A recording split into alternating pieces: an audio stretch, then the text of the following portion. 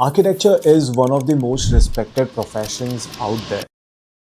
But the reality is also this, it is also one of the most underpaid. We study for 5 to 7 years of our life, work crazy hours, do internship, and we still end up making less than the other professions make in half of the time. The question is why architects are actually poor, and most importantly, can we still change it? Because believe me guys, I have been there. Now let's talk about the facts and not the emotion part of it. In US and Canada, architects are earning around $80 to $90,000 a year, which is pretty decent, right? But the problem is an average architect who is fresh out of university or freshly just done his masters is earning around 60 to 70,000 US dollars. And when you see the global average, it is even lesser than this.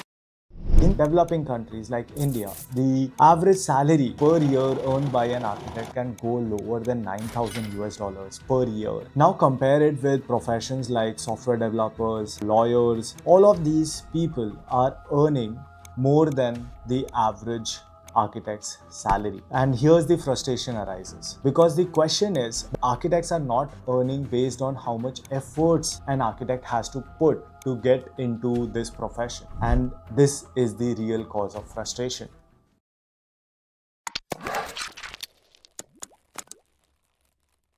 So why architects are not getting paid higher is because of the demand and supply. That's the basics of everything around the world. The thing is, every year thousands of architecture graduates are getting out of the colleges. But the demand for the fresh architects or the new architects is not increasing in that way. There are architects who are already practicing, who are already established with experience in the market. And the demand for that specific sector is high, but demand for the fresher is not that, and the supply of the freshers are pretty high. So one of the reason is that. Second point is firm competes on the price, not the value that you offer. So a firm is bidding on a project, or a client is going for a project and he is looking to hire an architect. He won't be hiring the architect who is charging the highest. He will always be hiring a firm or an architect who is charging the lowest. So that results in hiring of the person who is charging the lowest amount of fees,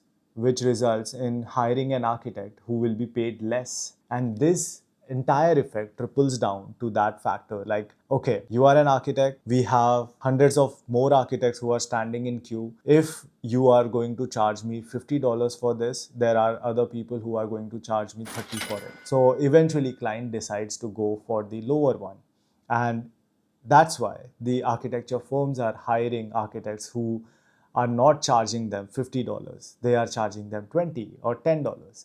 So that's how the game begins. Third factor is the worst one, that is the overtime unpaid factor of architecture. Often in architecture colleges and schools, it is always described as a prestige issue that I work the whole nighter, I'm doing all night work and designs and this and that, and I'm doing overtime. And in companies as well, people brag about it that, oh, we are working all nighters and this week we worked 60 hours. And these overtimes are considered as part of your job, not something that you will be paid overtime on. So this kind of culture has been inculcated into our industry a lot, and that's one of the major factor of frustration, because when you consider all the overtime hours that you put into a project or into a company while working on a project, your per hour salary reduces even further than what you are already being paid, and you are paid less already.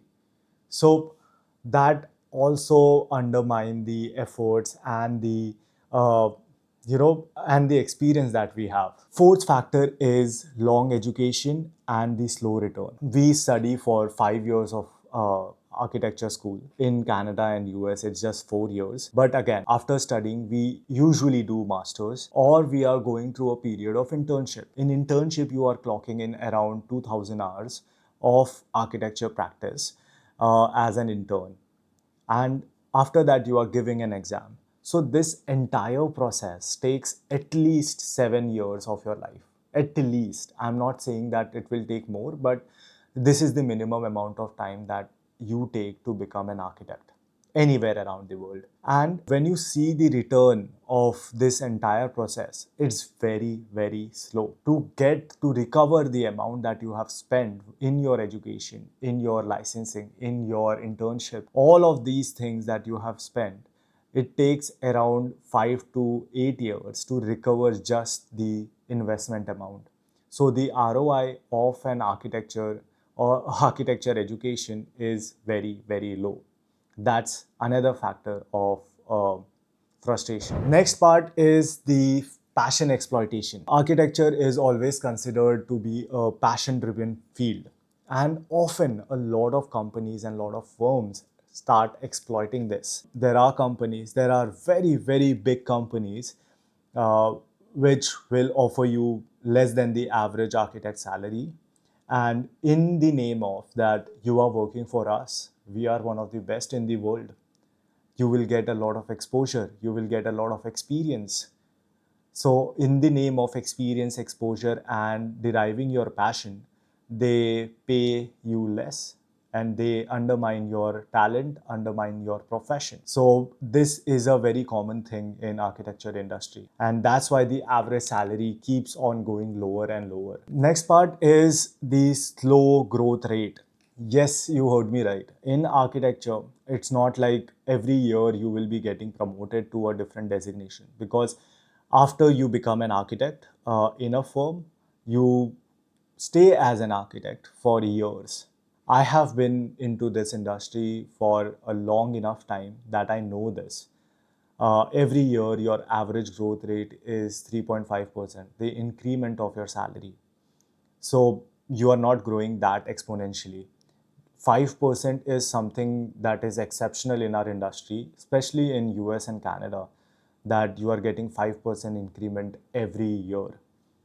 So this also results into slower growth of salary, slower growth of an individual as an architect. Now I will give you an example, okay? I'm sure all of you whoever is watching this video has worked late nights, worked overtime without pay, has worked entire weeks just to complete a drawing and just to do the submission. We all also know a person who has a remote job, is sitting in another country, is working half of the time that we are working, getting paid the double the amount that we are getting paid, and enjoying their life. We all know that IT person somewhere. So this is the real frustration.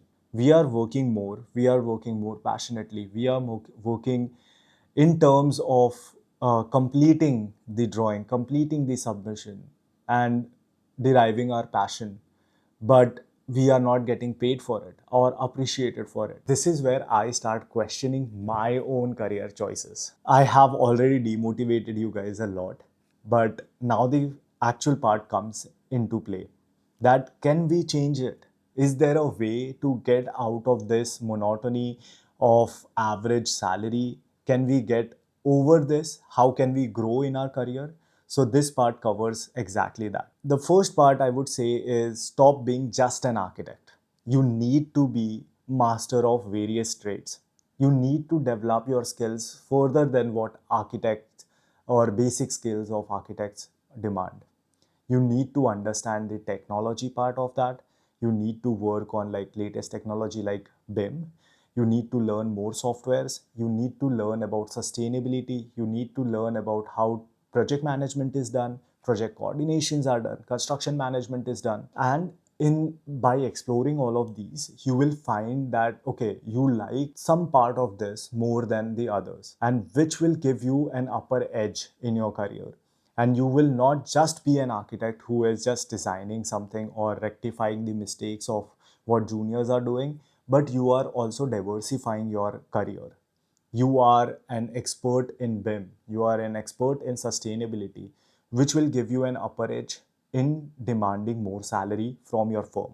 Another factor is a lot of architects are doing this is excelling into other hard skills like Revit and BIM modeling. People are excelling into Dynamo scripting. They are excelling into computational design. A lot of architects that I know have done masters in computational design, and they are working on a really good position and on really good pace into computational design. I'm not saying that this is the path you should take, because computational design and Revit and BIM, all of these are very different areas. If you find them interested, if you find them interesting, please go ahead and do them. But I want you to find your own niche. You can do energy modeling, you can do sustainable design. All of these factors will work as your specializations. And when you are a specialist of something, you eventually get paid more than what a similar person on the similar level is doing. One of the other option that you can take into consideration is looking for international work. I'm talking about the people who are in India, in Sri Lanka, or any South Asian countries. A lot of people are trying to get into international firms like ACOM, HOK, Gensler. So they are working on international projects. And because they are working on international projects, their pay also increases a little bit. So this is one of the ways in which you can even get into those firms and move to a different country. Other than masters, this is the only way by which you can migrate to a different country or a company and increase your salary significantly. Another factor a lot of architects don't understand is how to price themselves. A lot of us don't even have a point of reference to know that, okay, a person who has my experience, my level of skills, how much that person will earn or how much that person can earn.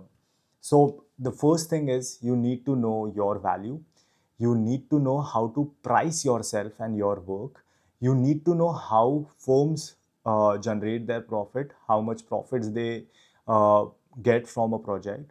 You don't have to go into depth of that, but you need to have a basic understanding.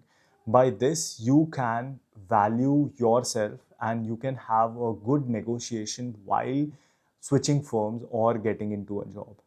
You don't have to be scared. A lot of architects uh, do not negotiate their salaries. A lot of architects are always in a rush to find one job after another. So I would say that get into a position where you are not rushing into going into another job or accepting an offer for a job. Always have patience and do proper negotiation. Research about those firms. There are a lot of sources nowadays where you can check how much that firm is paying for what level of job.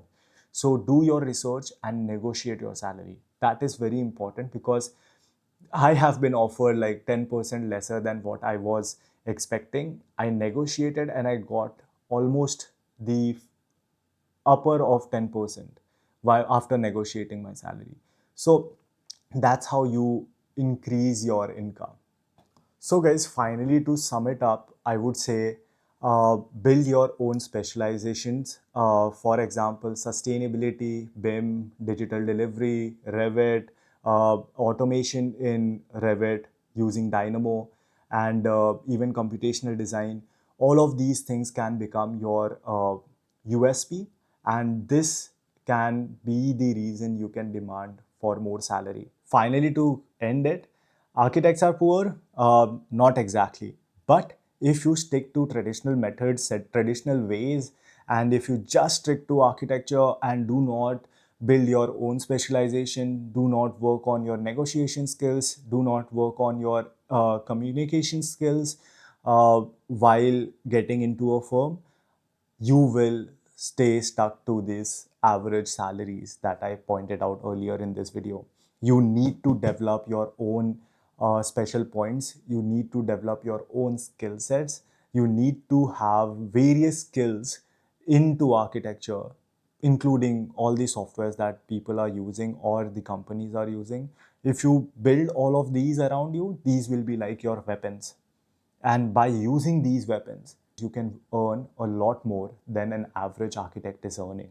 And guys, if you are an architect watching this video, comment in the comment section that at what level you are on, what is the average salary in your region, so that I also have more point of reference. And if you need a video specifically on how I worked on increasing my salary, what I did in my life, what kind of specializations did I do, and what am I doing right now, I can make a specific dedicated video on that.